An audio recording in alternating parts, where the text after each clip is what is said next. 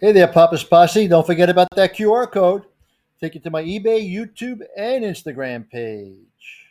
Welcome back, everyone. Once again, it's time for Papa's Comic Books, Coffee, and more. Welcome back to the channel, Papa's Posse. It's Papa's Comic Books, Coffee, and more. And today we have The House of Secrets, number 141. A little cut off over there, but it's 141. 30 cents back in 1976. Now, title of the story, You Can't Beat the Devil, by Bill Finger and E.R. Crumb. Don't forget this book and others are available on my eBay page, Papa's-Comic-Books. Let's see what's going on. No, don't come near me. You're dead. Ooh, he's dead. If I had the power, I'd reach out and crush anyone who ever sneered at me. I'd grab the lofty ones and hurl them down, smashing their lives. If only I had money and power. You are looking at Ed Stryker, a nobody indulging himself in his favorite fantasy, his dream of revenge. So far, it's been only a dream. But soon, very soon, it will become a haunting nightmare. Watch and keep your eyes open. Wide open. Why kid myself? It'll never happen. I'm just a handyman. I do odd jobs and stoke the incinerator. But the rich tenants in this building, they've made it big. Some of them are so big, they treat me like dirt. Like the time I was vacuuming outside the apartment of Vostok, the concert pianist. That infernal noise is disturbing my concentration. Don't you realize I'm practicing for my concert? But I've got my work to do, the same as you've got yours. You dare compare your menial chores with my artistry? I make more money in one concert than you can earn in 20 years. Your work is nothing, and you are less than nothing. And how about Sloan, the banker? When tenants complained about one of his usual noisy parties, some tenants are threatening to call the police. My money has bought me enough political influence to make any cop back off. Get lost. I was just trying to do you a favor by warning you. Do you do me a favor? You're only grubbing for a tip. Here, buy yourself a cigar. Ha ha. Laughing girl was Claire Davies, an airline stewardess with rich, generous boyfriends. Just once I tried to date her. Little man, you can't afford me, ha ha. Why, I wouldn't be seen dead with you. Well, she is dead now, 2 months dead when her plane crashed in Paris. But I'm still alive, if I can call this living. Oh, if I could really live with money, with power, even for just 1 year, and I'd sell my soul to the devil. You've got a deal. Who are you? Who are you? Him, the devil. You kidding. There's no such evil around these days. The boss is too busy being an executive. He leaves the recruiting work to us demons. Now, let's talk business. Wealth, power, for 1 year. Who can resist such pleasures? I couldn't when I was human. You were once human? Yes, indeed. My name was Caligula. Caligula, the infamous Roman tyrant. But how did you become a demon? Like everyone who goes to hell, I had my trial before Satan, and he judged that I was so evil I was qualified to become one of his recruiters. So you go around suckering chumps who think they can outsmart the devil, and then you grab the squirming little souls? Sounds like fun work. It's the greatest. Intrigued, Stryker began to hatch a plan in his crafty little mind. He had made his decision. Okay, let's make a deal. Unlimited wealth and a wife who'll obey my every wish. Her name is Claire Davis. I'm sure she'd wound up in hell. Davis Claire, airline stewardess. Yes, she came to us 2 months ago. I've got some scores to settle, so I want some kind of power that'll give me control of anyone I choose. Take these cigars, smoke one, concentrate, and your victim will be caught in your hypnotic spell.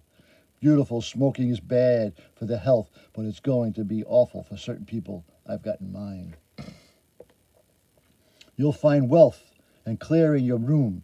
She see you in exactly 1 year. Ha ha ha. That's a dirty laugh, but that dumb demon doesn't know I've got the perfect scheme to beat the devil. Stryker's scheme was simple but diabolically cunning. For 1 year, I'll enjoy making certain people suffer. I'll be so evil that at my trial, Satan will have to make me a demon.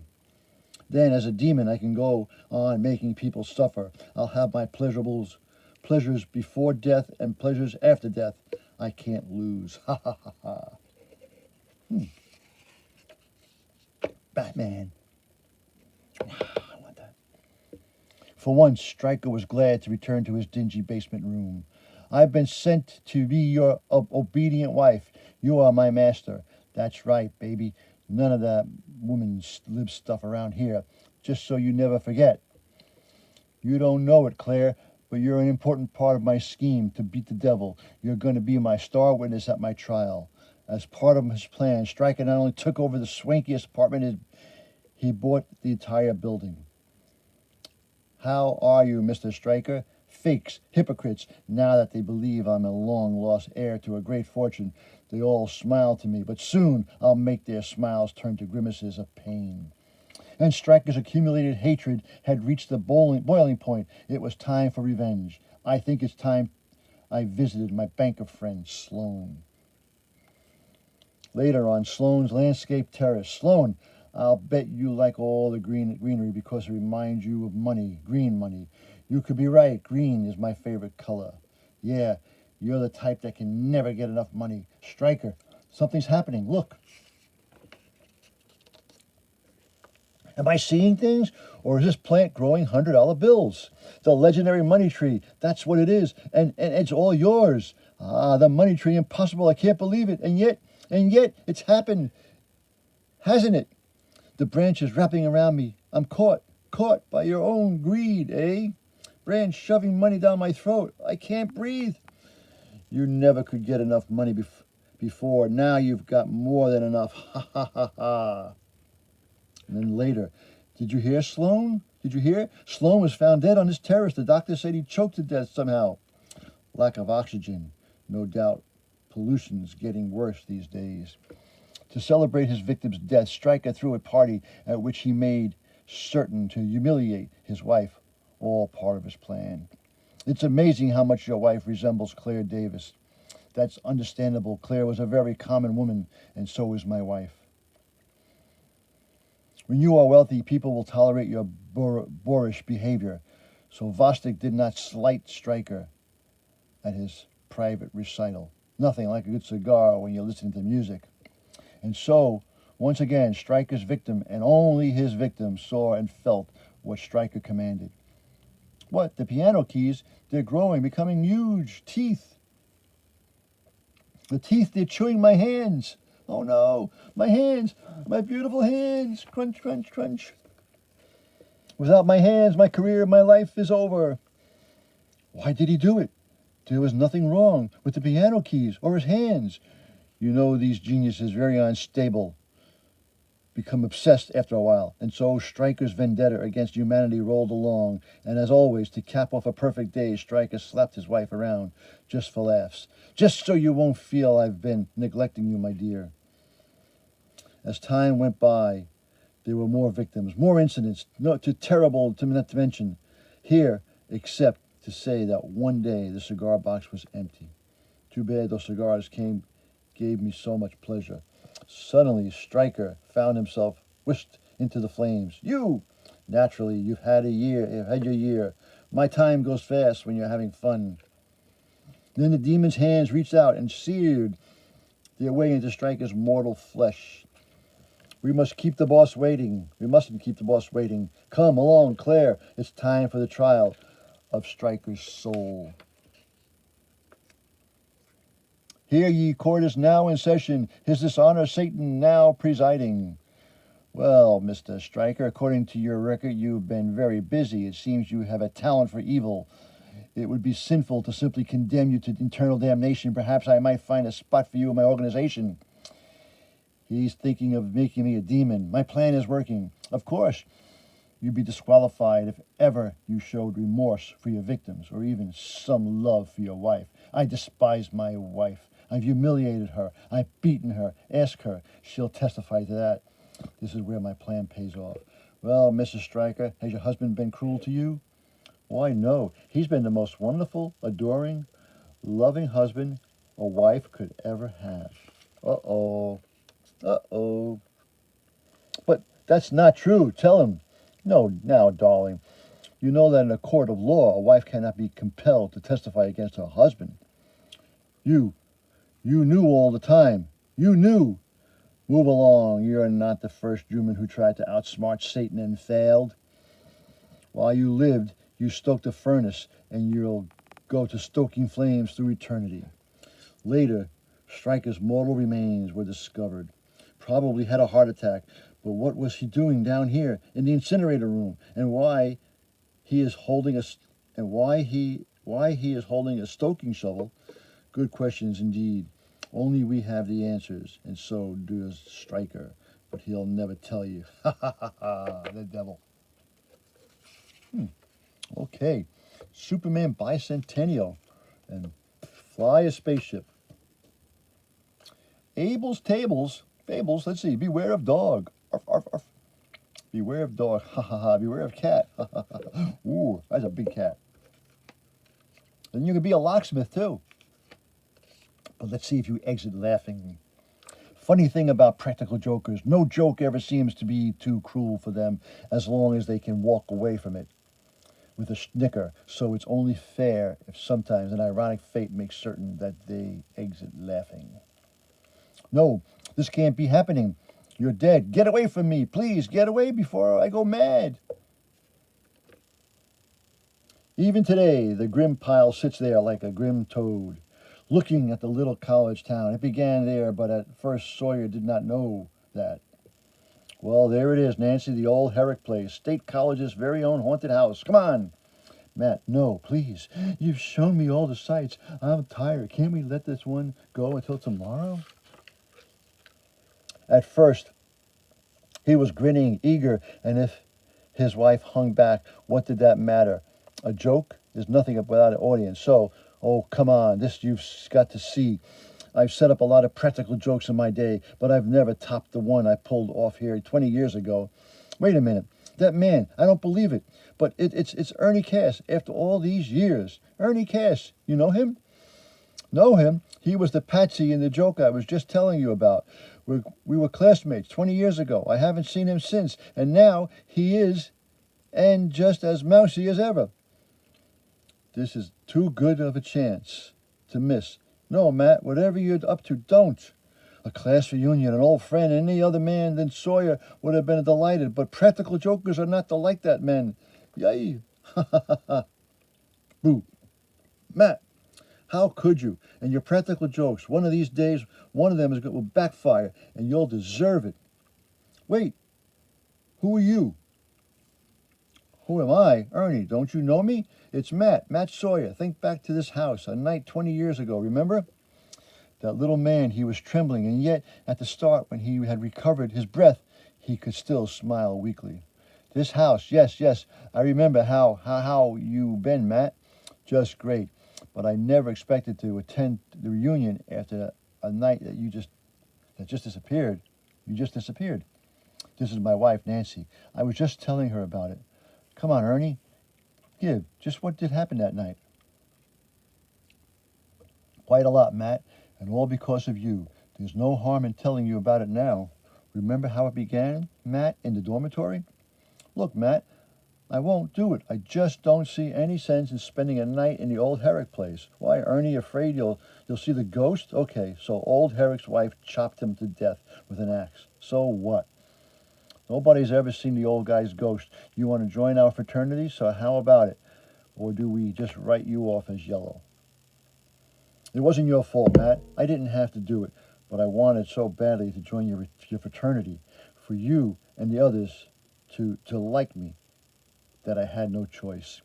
That's why I let you talk me into it. You weren't there afterward. You had a call from the dean, remember? But the others came with me. Okay, Ernie, you're all set, right? Where you're standing is where old Herrick corpse was found. If he comes around, say hello for us. Sure. I'll give him your regards. They never knew how scared I was when I ran from that room and found a bedroom upstairs, and then I just sat there paralyzed for hours, and that was when it happened. My candle, someone blew it out. The door is opening. No, please, if there's anyone there, stay away from me. Please, stay away. Stay away, whatever you are, whoever you are, stay away. Do you know what it's like to be so scared that you can't breathe? My legs turned to jelly, and I ran, and it was dark, so dark. Afterward, I lay at the foot of the stairs with my eyes closed. I didn't dare open them, but I had to. Sooner or later, I had to. And when I did, oh, no, God, no, don't come any closer. Please don't. Well, we got a T-shirt for you if you do. That thing, it was just a shadow at first, but it came closer, closer, and then I saw the old-fashioned clothing and those hands like claws reaching for me. Your face, oh my God, your face. You're a Herrick, but you can't be. You're dead, you. And I ran out the door. And that was how it ended. I've never been back until tonight. I've spent 20 years trying to get up enough nerve to face this house so that I can sleep again. Now, poor little man. There were tears in Cass's eyes.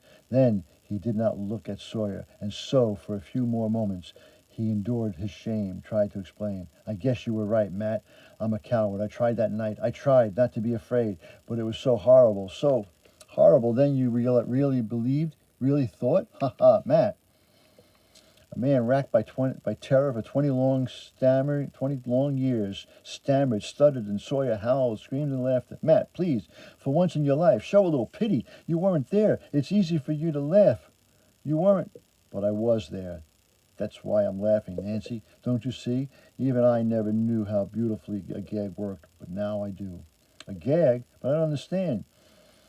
You wouldn't, Ernie, you poor sap. Don't you get it even now? I never got a call from the dean that night. That was part of the joke.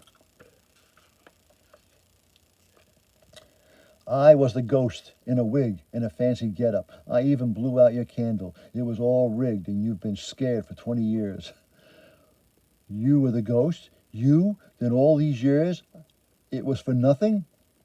20 years? 20 years in hell? If only Sawyer hadn't laughed again. If only there had been a little compassion in him. But he shrieked with glee, and so, Matt, look out. He's got a knife. Look out. Ernie, what are you doing? What's wrong? What? And so the last thing he saw was 8 inches of glittering steel that turned his laughter into death rattle. Devil, why don't you laugh now? Go on, laugh. This time no one laughed. The joke was over. Matt. He killed Matt. But why? He must be insane. You're right, ma'am. This guy is insane. He's been insane for the past 20 years. A grim joke. And if Matt Sawyer could laugh now, he would laugh the loudest. The joke was on him. We've been looking for him ever since he escaped from the state asylum yesterday. All these years, he rants and raves about some ghost he claims he saw. The House of Secrets. And that was The House of Secrets, number 141, 30 cents from back in 1976. I hope you enjoyed that little reading. Now, don't forget, this book and others are available on my eBay page, Papa's-Comic-Books. And please hit that like button and subscribe to the channel. And remember, as Papa and Ernie and all the ghosts and devils always say, that was easy. Until next time, Papa is out.